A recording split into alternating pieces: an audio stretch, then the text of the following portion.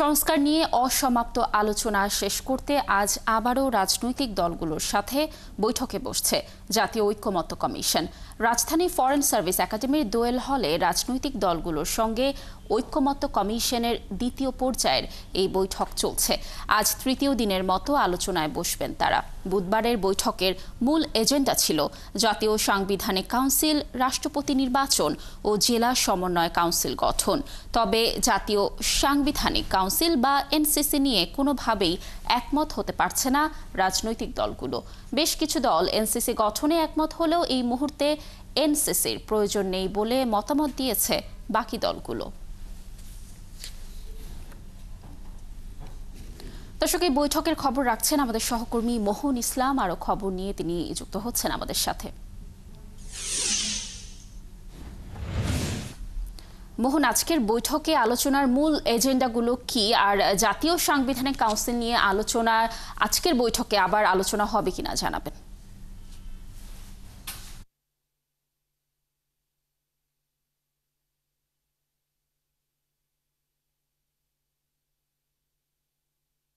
আপনি জানেন যে এই যে ঈদের পরে আবারও দ্বিতীয় দফার যে বৈঠক শুরু হয়েছে, এর মধ্যে সম্পন্ন করেছে আজকে চতুর্থের মতো সে বৈঠক বসবে এবং বৈঠকে আজকে আলোচ্য বিষয় নতুন কোনো আলোচ্য বিষয় হয়তো আসতে পারে, কিন্তু এর আগে বলি যে জাতীয় সাংবিধানিক কাউন্সিল অর্থাৎ এনসিসি নিয়ে যে অমীমাংসিত সিদ্ধান্ত তা নিয়ে হয়তো আজকে আলোচনা হতে পারে। এরই মধ্যে কিন্তু যে নেতারা যারা আছেন, বিভিন্ন রাজনৈতিক দলের নেতারা তারা কিন্তু ফরেন সার্ভিস একাডেমিতে আসা শুরু করেছেন। আমরা দেখেছি যে ঐক্যমত্য কমিশনের যারা সদস্যরা রয়েছেন তারাও কিন্তু আসছেন। আজকের এজেন্ডার বিষয়ে আমরা তাদের সাথে কথা বললাম। যতটুকু জানি যে গতকাল আলোচনা হয়েছিল এনসিসি এবং রাষ্ট্রপতি নির্বাচন, কিন্তু গতকাল এজেন্ডায় আরেকটি বিষয় ছিল যে জেলা সমন্বয় পরিষদের যে নির্বাচন, সেই কাঠামো কীরকম হবে বা সেটাকে আদৌ প্রয়োজন রয়েছে কিনা, কিন্তু সেই এজেন্ডা পর্যন্ত গতকাল যেতে পারেনি যেহেতু সময়স্বল্পতা ছিল। রাষ্ট্রপতি নির্বাচন এবং এনসিসি পর্যন্ত গিয়ে থেমে যেতে হয়েছিল। সেই কারণে বলাই যায় যে গতকালকের অমীমাংসিত বিষয়গুলো হয়তো আজকে আলোচনার মধ্যে আসবে। বিশেষ করে এনসিসি নিয়ে আসলে একটু জটিল পরিস্থিতি তৈরি হয়েছে। বিশেষ করে জামায়াতে ইসলামী, এনসিপি সহ অনেকগুলো দলই কিন্তু চায় যেন সাংবিধানিক কাউন্সিল একটা গঠন করা হোক এবং বিএনপি এবং তাদের যে সমমনা 12 দলীয় জোট এবং বামদলীয় যে জোট রয়েছে তারা মনে করছে যে এই মুহূর্তে আসলে এনসিসির কোনো প্রয়োজনীয়তা নেই। এনসিসি গঠনের মধ্য দিয়ে যে সরকার আগামীতে আসবে সেই সরকারের হাত পা বেঁধে দেওয়ার মতো একটা প্রক্রিয়া আসলে থাকতে পারে। সেই বিষয় জায়গা থেকে তারা বলছেন যে এনসিসি এই মুহূর্তে প্রয়োজনীয়তা নেই, কিন্তু পরবর্তী যে সংসদ বসবে সেই পরবর্তী সংসদের মধ্য দিয়ে আসলে এনসিসি বা তার প্যারালাল কোনো কিছু তৈরি করা যায় কিনা সেই বিষয়টা আলোচনা করা যেতে পারে। মোটা দাগে বলতে গেলে আজকে এই মুহূর্তে গতকালকের যে অমীমাংসিত বিষয়গুলো রয়েছিল সেগুলো এজেন্ডার মধ্যে রয়েছে এবং নতুন আরও কয়েকটি এজেন্ডা সামনে আসতে পারে। আমরা যতটুকু জেনেছি এর মধ্যে নেতারা আসা শুরু করেছেন, ঐক্যমত্য কমিশনের সদস্যরা আসছেন। অল্প সময়ের মধ্যে বৈঠক শুরু হবে। বৈঠক শুরু হলে আমরা আপনার মাধ্যমে দর্শকদের আরও বিস্তারিত জানাতে পারবো। মোহন, ধন্যবাদ আমাদের সাথে যুক্ত থাকার জন্য। আপনি থাকুন সেখানে, আমরা নিশ্চয়ই বৈঠকের ব্যাপারে আরও তথ্য পরবর্তী সংবাদ সংযোগে আপনার মাধ্যমে জানানোর চেষ্টা করব। যুক্তরাষ্ট্রের উপপররাষ্ট্রমন্ত্রী ক্রিস্টোফার ল্যান্ডাওয়ের সঙ্গে বৈঠক করেছেন জাতীয় নিরাপত্তা উপদেষ্টা ডক্টর খলিলুর রহমান। রোহিঙ্গা সমস্যা, বাংলাদেশ ও যুক্তরাষ্ট্রের মধ্যে চলমান শুল্ক আলোচনার অগ্রগতি সহ দেশের গণতান্ত্রিক রূপান্তর নিয়ে এই বৈঠকে আলোচনা হয়েছে। ওয়াশিংটনে এই বৈঠকটি অনুষ্ঠিত হয়। দক্ষিণ এশিয়ার সার্বিক পরিস্থিতিও এই আলোচনায় উঠে আসে। এ সময় উপপররাষ্ট্রমন্ত্রী বাংলাদেশের জন্য একটি সংকটময় মুহূর্তে প্রধান উপদেষ্টা অধ্যাপক মোহাম্মদ ইউনূসের নেতৃত্বের প্রশংসা করেন। এছাড়া বাংলাদেশের প্রতি যুক্তরাষ্ট্রের অব্যাহত সমর্থনের কথাও জানান তিনি। পরে খলিলুর রহমান মার্কিন সহকারী বাণিজ্য প্রতিনিধি ব্র্যান্ডন লিঞ্চের সঙ্গেও দেখা করেন। এ সময় দুই দেশের মধ্যে পারস্পরিক শুল্ক বিষয়ে একটি চুক্তি নিয়ে ফলপ্রসূ আলোচনা করেন তারা। জুলাই আগস্টের গণ অভ্যুত্থানে ক্ষমতাচ্যুত সাবেক প্রধানমন্ত্রী শেখ হাসিনার বিরুদ্ধে আদালত অবমাননা মামলার পূর্ণাঙ্গ শুনানি হবার কথা রয়েছে আজ। আন্তর্জাতিক অপরাধ ট্রাইব্যুনাল 1-এ এই শুনানি হবে। বিচারপতি গোলাম মর্তুজা মজুমদারের নেতৃত্বে 3 সদস্যের ট্রাইব্যুনাল এই শুনানি করবে। রাষ্ট্রীয় গণমাধ্যমে বাংলাদেশ টেলিভিশনের মাধ্যমে এই শুনানি সরাসরি সম্প্রচারের সম্ভাবনা রয়েছে। এর আগে গত ৩রা জুন শেখ হাসিনা ও অপর আসামি গাইবান্ধার যুবলীগ নেতা শাকিল আহমেদ বুলবুলের বিষয়ে শুনানির জন্য আজকের দিন ঠিক করা হয়। গত ৩০ এপ্রিল ট্রাইব্যুনালে অডিও বার্তায় ২২৭ জন হত্যার লাইসেন্স সংক্রান্ত শেখ হাসিনার বক্তব্য তুলে ধরে আদালত অবমাননার মামলা করে প্রসিকিউশন। এরপর শেখ হাসিনা ও বুলবুলকে ৭ দিনের মধ্যে হাজির হতে দুটি পত্রিকায় বিজ্ঞপ্তির নির্দেশ দেয় ট্রাইব্যুনাল। পত্রিকায় বিজ্ঞপ্তি দেওয়ার পরও ৩ জুন ২ আসামি কিংবা তাদের পক্ষে কোনো আইনজীবী ট্রাইব্যুনালে হাজির হননি। দর্শক, এই বিষয়ে আরও খবর নিয়ে আন্তর্জাতিক অপরাধ ট্রাইব্যুনাল থেকে আমাদের সাথে যুক্ত হচ্ছেন সহকর্মী সৈকত সাদিক। সৈকত, আমরা দর্শকদের যেমনটি জানাচ্ছিলাম যে আজ শুনানি রয়েছে, এই মামলার শুনানির কি তথ্য রয়েছে আপনার কাছে জানাবেন, এবং সেই সাথে মামলার চূড়ান্ত শুনানি কি আজকেই হতে পারে কিনা, সংশ্লিষ্টরা কি বলছে, কি তথ্য রয়েছে? এটা যেহেতু একটি আদালত অবমাননার মামলার শুনানি হবে আজকে, শেখ হাসিনা ৫ই আগস্টের যে পর থেকে কিন্তু ভারতে অবস্থান করছেন, ছাত্র জনতার গণ অভ্যুত্থানের পরে তিনি সেখানে চলে যান এবং সেখান থেকেই আওয়ামী লীগের নেতাকর্মী যারা রয়েছে দেশ বিদেশে তাদের সাথে তিনি অডিও বার্তার মাধ্যমে কথা বলেন, বিভিন্ন দিক নির্দেশনা দেন। তিনি গাইবান্ধার যে এই মামলার যে অপর আসামি গাইবান্ধার বুলবুল, শাকিল আহমেদ বুলবুল, তিনি সেখানকার যুবলীগ নেতা বা চেয়ারম্যানও ছিলেন, তার সাথে কথা বলার এক পর্যায়ে তিনি বলেছিলেন যে তার নামে যেহেতু ২২৭টি মামলা হয়েছে, তিনি ২২৭ জনকে হত্যার লাইসেন্স পেয়েছেন। তার এই বক্তব্য গত ৩০ এপ্রিল ট্রাইব্যুনালের এজলাসে ট্রাইব্যুনালের আমলে আনেন প্রসিকিউশন বা চিফ প্রসিকিউটর তাজুল ইসলাম। তিনি আদালতকে জানান শেখ হাসিনার এরকম বক্তব্য এই জুলাই গণঅভ্যুত্থানের পরে যে মামলার বিচার কার্যক্রম শুরু হয়েছে এই মামলার বাধাগ্রস্ত করবে এবং যারা সাক্ষী তাদেরও একটা ভয়ভীতির কাজ করবে এই সব বক্তব্যগুলো। এর জন্য তিনি এই ঘটনা একটি আদালত অবমাননা মামলা দায়ের করেন এবং তার প্রেক্ষিতে কিন্তু সেটা 2 দফা শুনানি হয় এবং শেখ হাসিনাকে যেহেতু উনি ভারতে অবস্থান করছেন পলাতক দেখে তাকে হাজিরের জন্যই দুটি পত্রিকা বিজ্ঞাপনও দেওয়া হয় যে তিনি যেন 7 দিনের মধ্যে হাজির হন এবং গত 3 জুন সর্বশেষ শুনানি, ওই দিনও তিনি হাজির হননি বা তার পক্ষে যে এই 2 আসামির পক্ষে যে আইনজীবী নিয়োগ করা দরকার সেটাও করা হয়নি। সব মিলিয়ে কিন্তু আদালত আজকের দিনটি নির্ধারণ করেছিলেন এবং এই মামলায় আজকে শুনানি বা আজকে আদেশের কথাও শুনেছিলাম, যেহেতু এই মামলায় তিনিও হাজির হননি, তার পক্ষে আইনজীবীও নেই। তো আজকে এখন পর্যন্ত ট্রাইব্যুনালের যে চেয়ারম্যান বিচারপতি গোলাম মুর্তজা মজুমদার সহ 3 সদস্য এসেছেন আর হয়তো কিছুক্ষণের মধ্যে আজকে আদালত বসবে। তো তখনই আমরা জানতে পারবো এই বিষয়ে আদালত কী সিদ্ধান্ত নেন। এই মামলার শুনানিতে বা এই মামলায় রাষ্ট্রপক্ষ থেকে কি ডিফেন্স বা আসামির পক্ষে আইনজীবী নিয়োগ দেওয়া হবে কিনা বা আজকে আদেশ দেওয়া হবে কিনা, সেই বিষয়গুলোর জন্য আমাদের হয়তো আরেক ঘন্টা অপেক্ষা করতে হবে। আদালত থেকে সিদ্ধান্ত আসার পর আমরা পরবর্তী সংবাদে লাবণী সেটা আপনার মাধ্যমে জানিয়ে দিতে পারবো।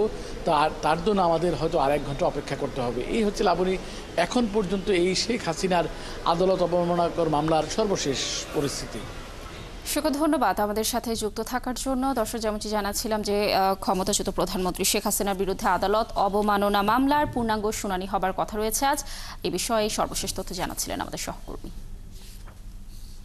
মেয়র হিসেবে ইশরাক হোসেনের শপথ পড়ানোর দাবিতে আজও নগর ভবনে বিক্ষোভ করছেন তার সমর্থকরা।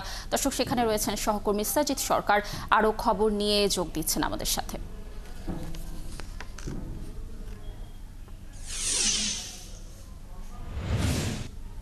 সাজিদ, আজকের বিক্ষোভে যারা যোগ দিয়েছেন কি বলছেন আন্দোলনকারীরা জানাবেন, এবং সেই সাথে আগের দিনগুলোতে ইশরাক হোসেন সেখানে উপস্থিত ছিলেন, আজকেও কি তিনি আসবেন কিনা এ বিষয়ে কোনো তথ্য আপনি জানতে পেরেছেন কিনা জানাবেন, এবং সেই সাথে আজকের দিনের কর্মসূচিগুলো কি?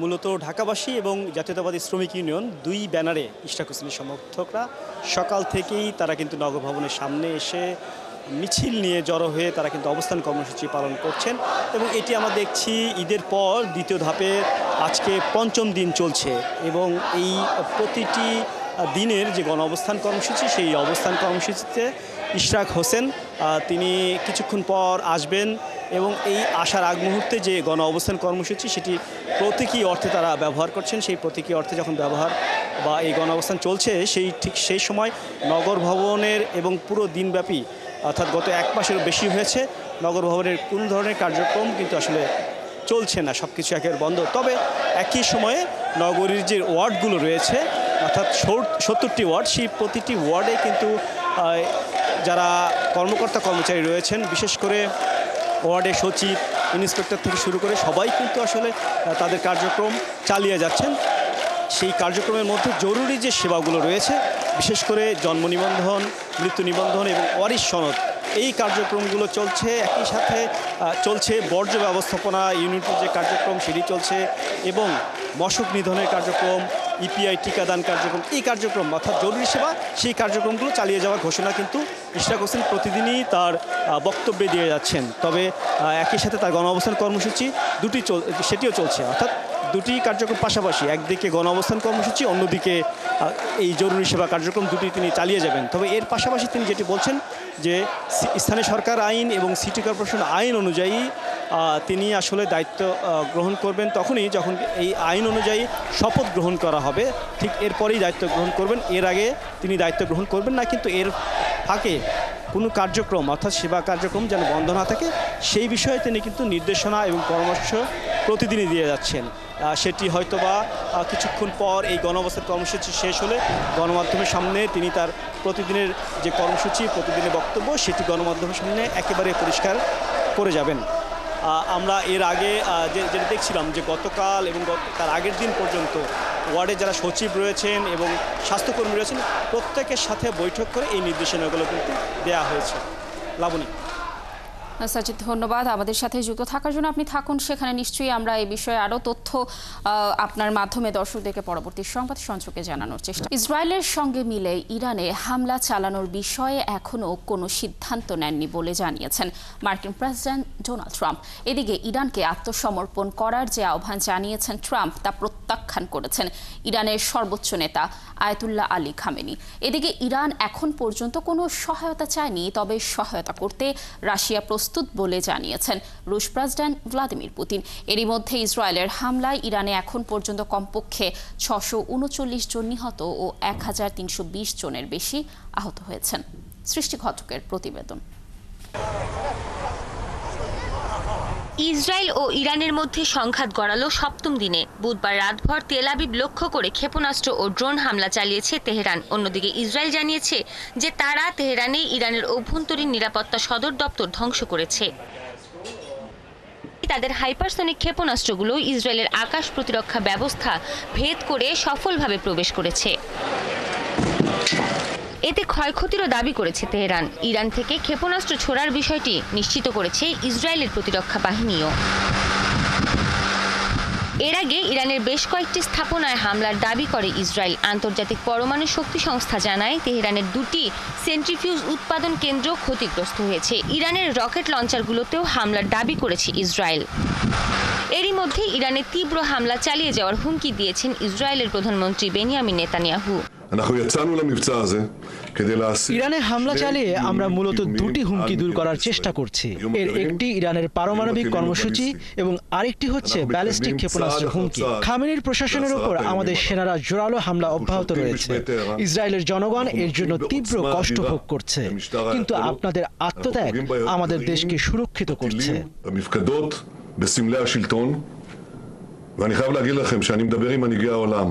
এমন পরিস্থিতিতেও মার্কিন প্রেসিডেন্ট ডোনাল্ড ট্রাম্প ইরানকে নিঃশর্তে আত্মসমর্পণ করার যে আহ্বান জানিয়েছিলেন তা প্রত্যাখ্যান করেছেন দেশটির সর্বোচ্চ ধর্মীয় নেতা আয়াতুল্লাহ আলী খামেনি। তিনি বলেন, যুদ্ধ কিংবা শান্তি কোনোটি ইরানের উপর চাপিয়ে দেয়া যাবে না। বুদ্ধিমান মানুষ ইরান এবং ইরানিদের ভালো করে জানে। যারা ইতিহাস জানে তারা কোনোদিন ইরানকে আত্মসমর্পণ করতে বলবে না। আমরা কারো কাছে নতি স্বীকার করব না, এটাই ইরানের নীতি। এদিকে ইরানে ইসরায়েলের এ সংঘাতে যুক্তরাষ্ট্র সরাসরি জড়াবে কিনা সে সিদ্ধান্ত এখনো নেননি বলে জানিয়েছেন মার্কিন প্রেসিডেন্ট ডোনাল্ড ট্রাম্প। এছাড়া ইরান আবারও আলোচনায় আসতে চান দাবি করে ট্রাম্প জানান সে সুযোগ শেষ হয়ে গেছে। আমি জানি এই পরিস্থিতিতে করণীয় কি, কিন্তু আমি এখনো কোনো সিদ্ধান্ত নেইনি। একেবারে শেষ মুহূর্তে সিদ্ধান্ত নেব আমি, কারণ যুদ্ধ এমন একটি পরিস্থিতি এখানে প্রতি মুহূর্তে অবস্থার পরিবর্তন হয়। তাই আগে থেকে সিদ্ধান্ত চূড়ান্ত করতে চাই না, কিন্তু বর্তমান পরিস্থিতিতে বলতেই পারি ইসরায়েল খুব ভালো কাজ করছে। ইরানকে সহায়তা দিতে তারা প্রস্তুত রয়েছেন, কিন্তু ইরান এখন পর্যন্ত কোনো সাহায্য চায়নি। এদিকে ইরান ও ইসরায়েল সংঘাত নিয়ে এক জরুরি বৈঠকে বসতে যাচ্ছে জাতিসংঘ নিরাপত্তা পরিষদ। চলমান এই সংঘাত নিয়ে গভীর উদ্বেগ প্রকাশ করেছেন সংস্থাটির মহাসচিব অ্যান্তোনিও গুতেরেস। সৃষ্টি ঘটক, ৭১। ইরানের অন্যতম গুরুত্বপূর্ণ পারমাণবিক কেন্দ্র ফর্দো। বর্তমান উত্তেজনাপূর্ণ পরিস্থিতিতে ফর্দো কেন্দ্রটি বিশ্ব রাজনীতির কেন্দ্রবিন্দুতে রয়েছে। স্থাপনাটি পাহাড়ের নিচে অনেক গোপনে ও সুরক্ষিত উপায়ে তৈরি হয়েছে, যা ২০০৯ সালে বিশ্বের নজরে আসে। তারপর থেকে এই প্ল্যানটি নিয়ে আন্তর্জাতিক পর্যায়ে উদ্বেগ দেখা দেয়।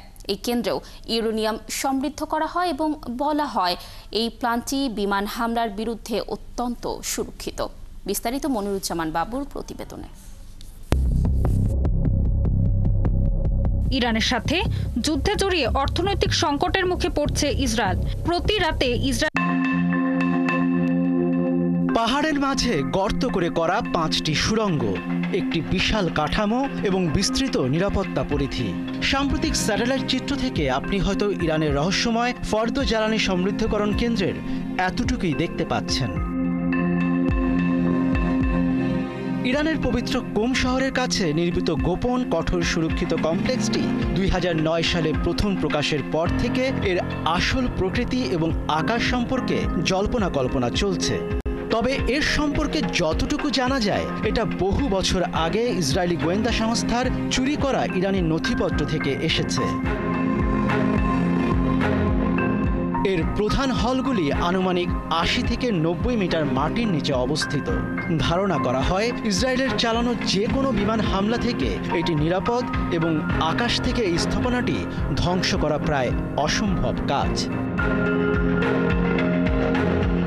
অনেক বিশ্লেষক মনে করছেন এই ঘাঁটি থেকে ইরান দ্রুত পারমাণবিক অস্ত্র তৈরির চেষ্টা করতে পারে। বিশেষ করে বর্তমানে তাদের ইউরেনিয়াম মজুদের যে পরিমাণ রয়েছে তা পারমাণবিক অস্ত্র তৈরির জন্য পর্যাপ্ত। সাম্প্রতিক দিনগুলিতে ইসরায়েল এই স্থাপনাটিকে লক্ষ্যবস্তুতে পরিণত করেছে, কিন্তু আন্তর্জাতিক আণবিক শক্তি সংস্থা IAEA জানিয়েছে এখন পর্যন্ত ইসরায়েল এই স্থাপনাটি আঘাত করতে সক্ষম হয়নি অথবা কৌশলগত কারণে হামলা করেনি।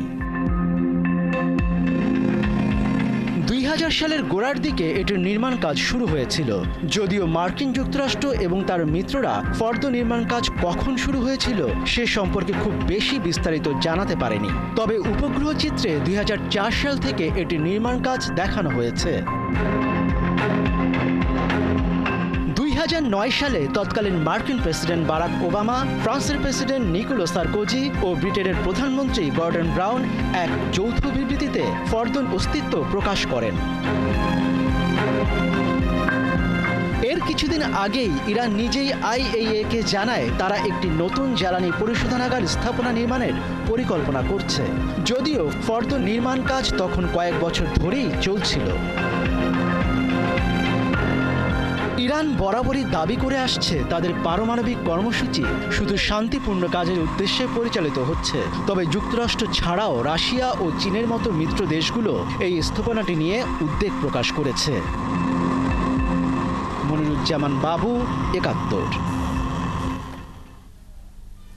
কোনো যুদ্ধ শুরুর আগে সেই দেশের রাষ্ট্রপ্রধানদের অন্তত ১০০০ বার ভাবতে হয় কোনো কারণে যুদ্ধ দীর্ঘস্থায়ী হলে তার ব্যয় বহন করার মতো সক্ষমতা আছে কিনা। সেই অঙ্কে এবার কিছুটা ভুল করেছে কি ইসরায়েল?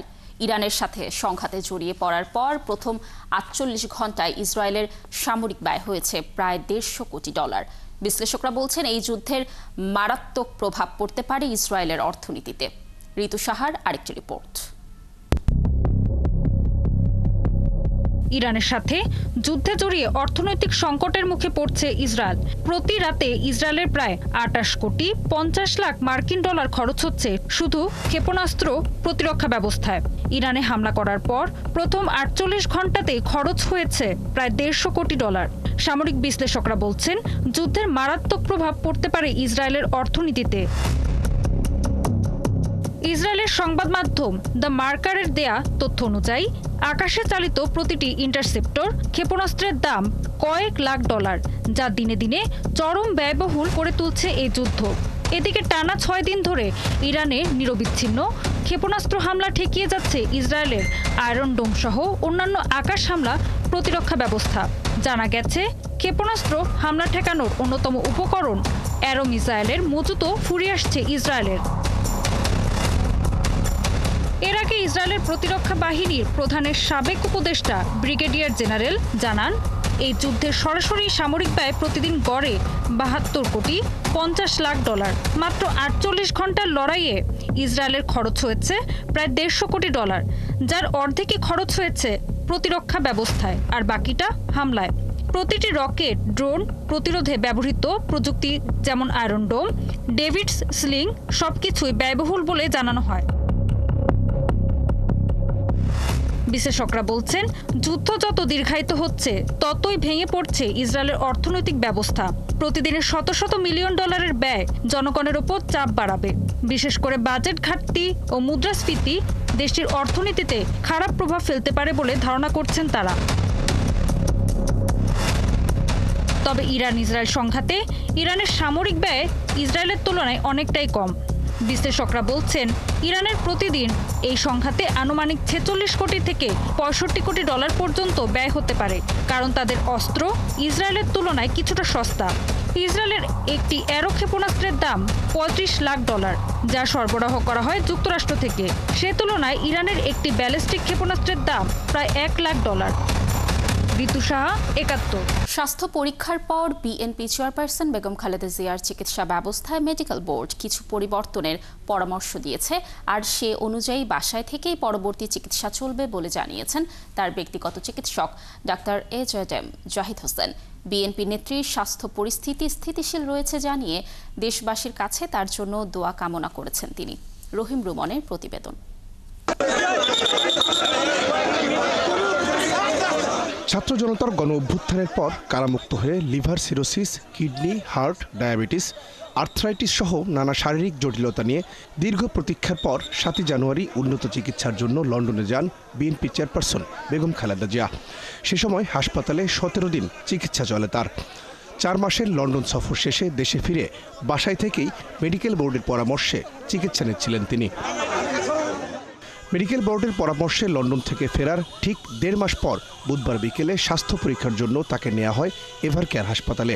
নেত্রীর হাসপাতালে যাওয়া কেন্দ্র করে গুলশানে তার বাসার সামনে জড়ো হন দলের নেতাকর্মীরা। স্বাস্থ্য পরীক্ষা শেষে রাত ১২টার পর গুলশানের বাসায় ফেরেন বিএনপি চেয়ারপারসন। পরে তার ব্যক্তিগত চিকিৎসক জানান, জটিল কিছু নয়, মেডিকেল বোর্ডের পরামর্শে করা হয়েছে স্বাস্থ্য পরীক্ষা।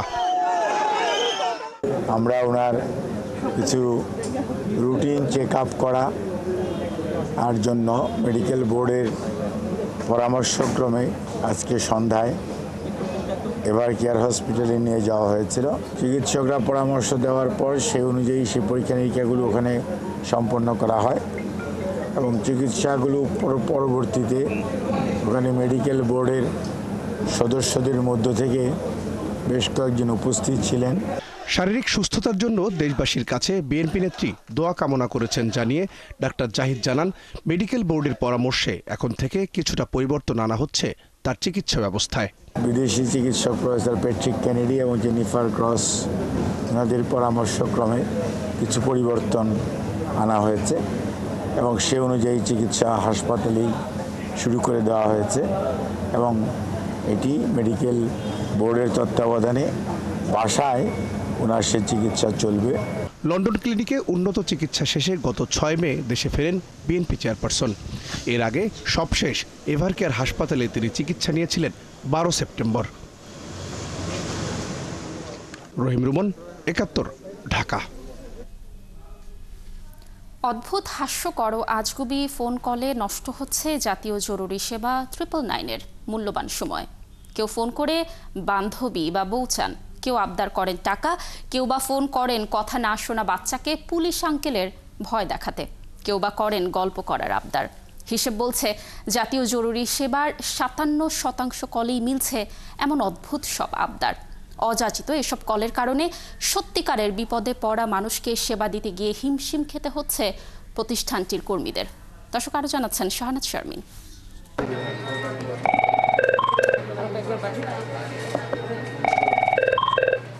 যে কোনো বিপদে কারো সাহায্য, এমনকি কারো জীবন বাঁচাতে কাজ করে আসছে জাতীয় জরুরি সেবার ফোন 999। রাজধানী আব্দুল গনি রোডে সপ্তাহে 7 দিনে 24 ঘন্টা সারা দেশের মানুষকে বিপদে আপদে সাহায্য করতে 100টি ডেস্কে সারাক্ষণই ফোনে সাড়া দিচ্ছেন 450 কর্মী। ন্যাশনাল ইমার্জেন্সি সার্ভিস, সহযোগিতা পেতে 1 চাপুন। For English press 2। গেল 7.5 বছরে এই নম্বরে মোট কল এসেছে 6.25 কোটিরও বেশি। এর মধ্যে 3.5 কোটি কলই অদ্ভুত, হাস্যকর ও আজগুবি। এসব অহেতুক কলের ভিড়ে বিপদে পড়া প্রকৃত মানুষটির সেবা পাওয়া কঠিন হয়ে ওঠে, যা মোট কলের অন্তত 57%। কেউ কেউ কল দিয়ে বলে যে এখানে একটা গার্লফ্রেন্ড পাওয়া যাবে কিনা বা একটা বয়ফ্রেন্ড পাওয়া যাবে কিনা, ফ্রি এমবি দেন বা মোবাইলে রিচার্জ করে দেন, আমাদের প্রেমিকা প্রয়োজন বা বউ প্রয়োজন। জি স্যার, শুনতে পাচ্ছি, বলেন স্যার। অপ্রয়োজনীয় ফোন কল বিপদে পড়া কলারের জন্য ওয়েটিং টাইম বাড়িয়ে বাধা সৃষ্টি করে। শিশুর কান্না থামাতে, ভাত খাওয়াতেও 999-এ ফোন করেন অনেক বাবা মা। আবার সন্তান বৃদ্ধ বাবা মাকে দেখছে না বা কর্মহীন, সঙ্গীহীন বয়স্করা আবদার করেন গল্প করার। বাচ্চারা ভাত তো খায় না, বিশেষ করে বাচ্চাদের মায়েরা মানে এই ধরো ফোনটা রিসিভ করে তোমার বাবা এখানে আছে, বাবার সাথে কথা বললো, বাবা বাবা বলে ডাকাডাকি করে। যারা রিটায়ার্ড এখন বা কোনো কাজকর্মে এখন অ্যাটেন্ড না, তারা বিভিন্ন সময় কল দিয়ে আমাদের সাথে বিভিন্ন গল্পগুজব করতে চায়। সম্প্রতি বিদেশি নাগরিকদের জন্য চালু হয়েছে ইংরেজি সেবা। 12 ফেব্রুয়ারি 2025 আমাদের এই নতুন ইংলিশ ডেস্কটা চালু করা হয়েছে আর কি। তো এখানে আপাতত 7টা ডেস্ক আছে। সেবা প্রার্থীর সহায়তা পেলেন কিনা, তা যথার্থ কিনা তা ফলো আপ করার জন্য আছে 16টি ডেস্ক। এটি এ সেবাকে কার্যকর করতে ভূমিকা রেখেছে। মারামারি, শব্দদূষণ, নারীর প্রতি সহিংসতা, জমিজমা নিয়ে জটিলতা আর সড়ক দুর্ঘটনার কল আসে সবচেয়ে বেশি। 3টা ধাপে কাজ হয়ে থাকে। যিনি ফোনটা রিসিভ করে থাকেন তিনি হচ্ছেন ফার্স্ট রেসপন্ডার। তিনি কলারের চাহিদা অনুযায়ী জরুরি পুলিশ হলে পুলিশের সংশ্লিষ্ট থানার সাথে যোগাযোগ করিয়ে দেন, ফায়ার সার্ভিস হলে ফায়ারের সাথে, অ্যাম্বুলেন্স হলে অ্যাম্বুলেন্সের সাথে যোগাযোগ করিয়ে দেন। এরপর দ্বিতীয় ধাপে যিনি মনিটর করেন, তিনি মনিটর করা শুরু করেন যে কলার সেবাটা পেয়েছেন কিনা। টেলিযোগাযোগ নিয়ন্ত্রণ আইনে বিরক্তিকর কলের জন্য 1 লাখ টাকা জরিমানা, অনাদায়ে 6 মাস জেলের বিধান থাকলেও এটি প্রয়োগ করতে চায় না প্রতিষ্ঠানটি। বরং নাগরিকদের সচেতন করার উপর গুরুত্ব দিয়ে সেবার মান বাড়াতে চায় কর্তৃপক্ষ। আমরা যেটা করছি সেটা হচ্ছে যে বারংবার যখন কলগুলো আসতেছে তখন আমরা 2 দিনের জন্য বা 1 দিনের জন্য এই নাম্বারটাকে ব্লক করে দিচ্ছি, যাতে আমাদেরকে বিরক্ত না করে। জনগণের মধ্যে এই অনুভূতিটা তৈরি করার চেষ্টা করছি যে এই কলটা যেন ওনারা দয়া করে কমিয়ে দেন। তবে জাতীয় জরুরি সেবায় আজগুবি এমন কাণ্ড নিয়ন্ত্রণে বাইরে চলে গেলে আইনত ব্যবস্থা নেওয়ার কথাও ভাবছে কর্তৃপক্ষ। নয়, জাতীয় জরুরি সেবা প্রতিষ্ঠা 7 বছর পরও এখানে অর্ধেক কলই আসছে অপ্রয়োজনীয়, যা এই সেবাকে পূর্ণাঙ্গভাবে কাজ করতে বাধা প্রদান করছে। সংশ্লিষ্টরা বলছেন কোনো আইন বা শাস্তি দিয়ে নয়, সকলের সহযোগিতা আর নাগরিক সচেতনতাই পারে এ ধরনের কল বন্ধ করতে। শাহনাজ শারমিন, 71, ঢাকা। লিবিয়ার ত্রিপলি থেকে বিপদগ্রস্ত 123 জন বাংলাদেশি নাগরিককে দেশে ফিরিয়ে আনা হয়েছে। স্থানীয় সময় বুধবার বিকেল 6টা 25 তারা ত্রিপলির মিতিগা আন্তর্জাতিক বিমানবন্দর থেকে ঢাকার উদ্দেশ্যে রওনা হন। বাংলাদেশ দূতাবাস, ত্রিপলির চেষ্টায় আর আন্তর্জাতিক অভিবাসন সংস্থার সহায়তায় বিশেষ ফ্লাইটে এসব অভিবাসীদের ফেরত পাঠানো হয়েছে। ফ্লাইটটি পরিচালনা করছে বুরাক এয়ার। প্রত্যাবাসিতরা ত্রিপলি সহ আশপাশের শহরগুলোতে অনিয়মিতভাবে অবস্থান করছিলেন। তাদের মধ্যে 23 জন শারীরিকভাবে অসুস্থ। এছাড়া এসব অভিবাসীর অধিকাংশের পাসপোর্টের মেয়াদ শেষ হয়ে যাওয়ায় তাদের জন্য নতুন আউটপাস ইস্যু করে বহির্গমন ভিসার ব্যবস্থা করা বেশ চ্যালেঞ্জিং ছিল বলে জানিয়েছে বাংলাদেশ দূতাবাস। এর আগে মঙ্গলবার লিবিয়ার ত্রিপোলির তাজুরা ডিটেনশন সেন্টার থেকে 158 জন অনিয়মিত বাংলাদেশি অভিবাসী দেশে ফিরেছেন।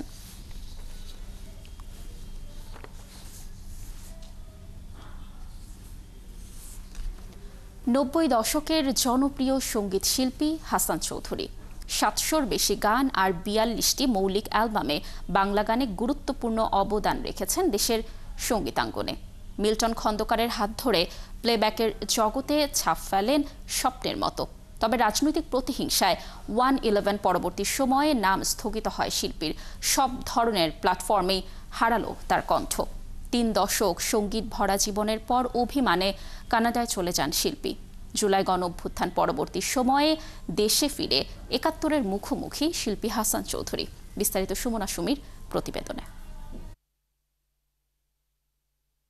খুব কাছাকাছি তুমি আমি আছি, নিঃশ্বাসে খুঁজে পাই বিশ্বাসের ছোঁয়া।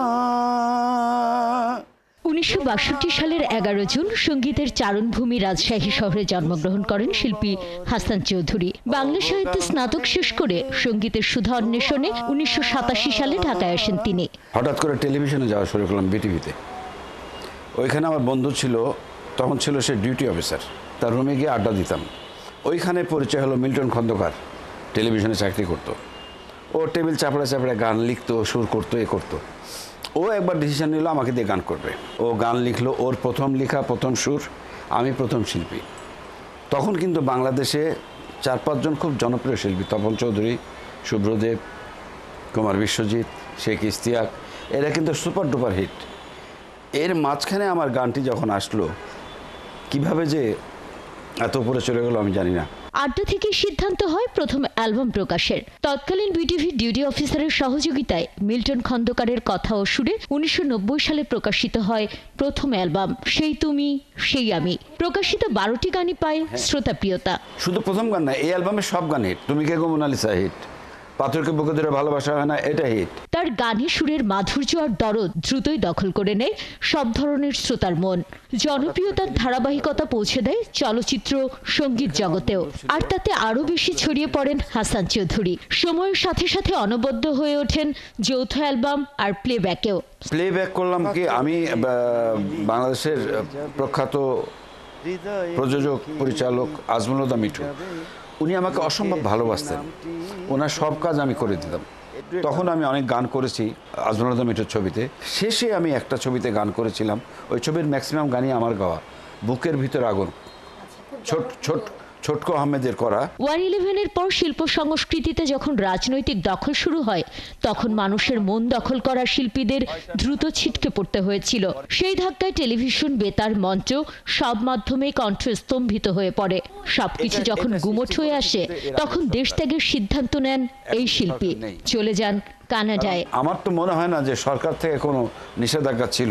এখানে কিছু চামচা থাকে না, ওরা বিটিভিতে যে বসে থাকতো, আর কারা কারা আমরা অন্য দল করতাম, বিএনপি করতাম, এরা যেন ঢুকতে না পারে এই কাজ করতো। খুব কাছাকাছি তুমি আমি আছি, কে গো তুমি মোনালিসা, শোনাবো সোনাজানের খবর নীলানা সহ অসংখ্য গান বাংলা সঙ্গীত প্রেমীদের হৃদয় জুড়ে। শিল্পীর এই 35 বছরের পথচলা বাংলা সঙ্গীতকে সমৃদ্ধ করেছে। হাসান চৌধুরী নিজ দেশে মুক্ত বাতাসে আবার গান গাইছেন। এ যেন বহুদিন পর খাঁচা ভেঙে আবার পেল স্বাধীনতার সুখ। আমি যে এক মাটির মানুষ, অন্তরা আমার একতারা।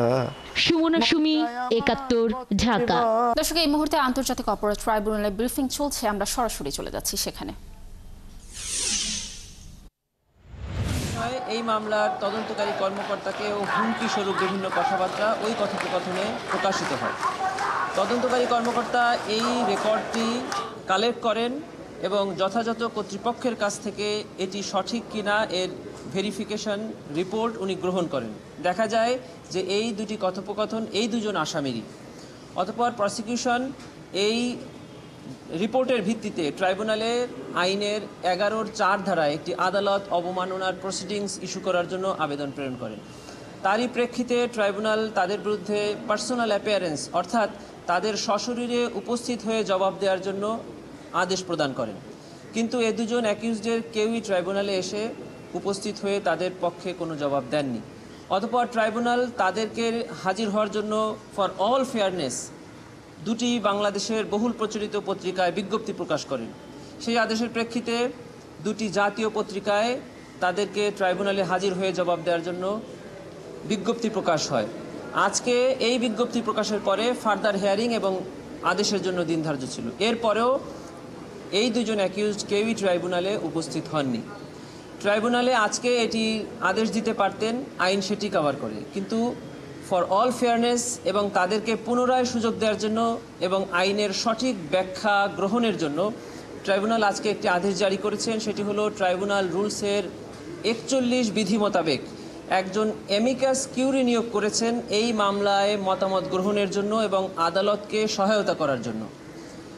সুপ্রিম কোর্টের সিনিয়র অ্যাডভোকেট AY মশিউজ্জামান সাহেবকে, যিনি সুপ্রিম কোর্ট বারের সাবেক সম্পাদক ছিলেন, ট্রাইব্যুনাল স্বপ্রণোদিত হয়ে উনাকে এই মামলায় ট্রাইব্যুনালকে সহায়তা করার জন্য এই আসামিদের পক্ষে এবং ট্রাইব্যুনাল এই আইনের ব্যাখ্যা দেওয়ার জন্য উনাকে অ্যামিকাস কিউরি হিসেবে নিয়োগ করেছেন এবং জুন মাসের 25 তারিখে ফার্দার হিয়ারিং এবং ডিসপোজালের জন্য দিন ধার্য করেছে।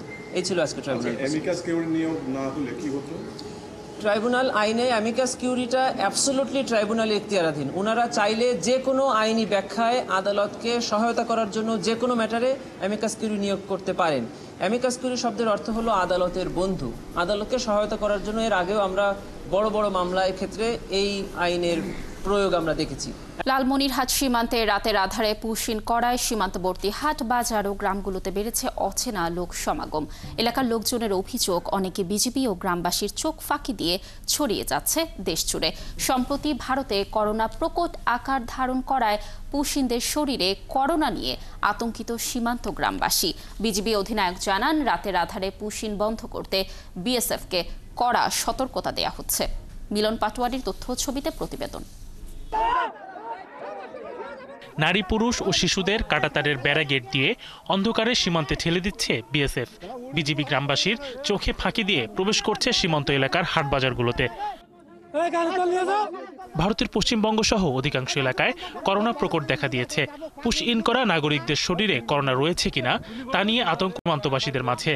পুশ ইন হতে রাজি না হলে সীমান্তে বিএসএফ এর নির্যাতনের শিকার হতে হয় বলে অভিযোগ অনেকের। বন্দুক ধরে গুলি করে মারবা না, পিস নিয়ে আসতে গুলি করে মেরে এলাম। হ্যাঁ, আগে যাবি। বাংলাদেশে পাঠাইছে আমার বন্দুকের নাও তো কেসে কেসে নিয়ে আমার বাংলাদেশে পাঠাইছে। ওদিকে লালমনিরহাট জেলায় পাটগ্রাম, হাতিবান্ধা, আদিতমারি সীমান্তে বিএসএফ সদস্যদের পুশিন করাদের পুলিশের মাধ্যমে বাংলাদেশের ঠিকানায় পাঠিয়ে দেওয়া হয়। পরিবারের নিকট হস্তান্তর করা হলেও তাদের শরীরে করোনা রয়েছে কিনা তা পরীক্ষা না করেই পাঠানোর কারণে করোনা ছড়িয়ে যাওয়ার আশঙ্কা অনেকেরই। ভারতে যেহেতু করোনা শুরু হয়েছে, এই জন্য আমাদের এলাকার সীমান্ত এলাকার লোক সবাই সচেতন থাকতে হবে। এদের তো মেডিকেলে নিয়ে ইতিমতন পরীক্ষা করা দরকার। মেডিকেলে পরীক্ষা করিয়ে তারপর এদের কার্ড যা আছে সবকিছু দেখা যাচাই বাছাই করে দেখা লাগবে। সীমান্তবাসীদের দাবি, পুশিন করা নাগরিকদের করোনা পরীক্ষা করার পর পরিবারের কাছে হস্তান্তর না করলে করোনা ছড়ানোর শঙ্কা থেকে যাচ্ছে। আমাদের এই এলাকার আশেপাশে অনেক অচেনা মহিলা পাগলের বেশে দেখা যায়, কিন্তু আমরা তাদেরকে চিনি না। সবাই গ্রামে সতর্ক আছে, করোনা যেহেতু ভারতে শুরু হয়েছে, আমাদের এই এলাকায় আসতে পারে। ভারত থেকে আসলে বা বাহিরের রাষ্ট্রের একটা লোক আসলে পরীক্ষা করার দরকার। এ বিষয়ে বিজিবির 15 ব্যাটালিয়নের অধিনায়ক জানান, রাতের আধারে সীমান্ত বিধি ভঙ্গ করে পুশিন বন্ধের জন্য বিএসএফকে কড়া পত্র দেওয়ার পরেও তারা তা মানছে না। স্থানীয় জনগণ, প্রশাসন এবং যে আইন শৃঙ্খলা বাহিনী রয়েছে তাদের সহায়তায় সেটা আমরা রুখে দিয়েছি এবং আমরা সেই পুশিনের ব্যাপারে আমরা বিএসএফকে কঠোরভাবে বলেছি যে এভাবে অবৈধ পুশিনে কোনো অবাংলাদেশিকে আমরা বাংলাদেশের ভূখণ্ডে অ্যালাউ করব না। তবে সিভিল সার্জন জানালেন, পুশিন বা ভারত থেকে যারা প্রবেশ করবে তাদের সীমান্তবর্তী ইউনিয়নগুলোতে করোনা পরীক্ষা করতে হবে। হেলথ কমপ্লেক্সের যে সেন্টারগুলো আছে সীমান্তবর্তীতে, সেন্টারগুলোর মাধ্যমে এই করোনার সাসপেক্টেড হলেই স্যাম্পল কালেকশন করা হবে এবং যদি কোনো ডিজিজের মনে হয় তাহলে আমরা সাসপেক্ট হলে আমরা ডিজিজের প্রতিরোধমূলক ব্যবস্থা বা চিকিৎসা করি। লালমনিরহাট জেলায় 286 কিলোমিটার সীমান্তে কাঁটাতারবিহীন অরক্ষিত সীমান্ত রয়েছে 75 কিলোমিটার।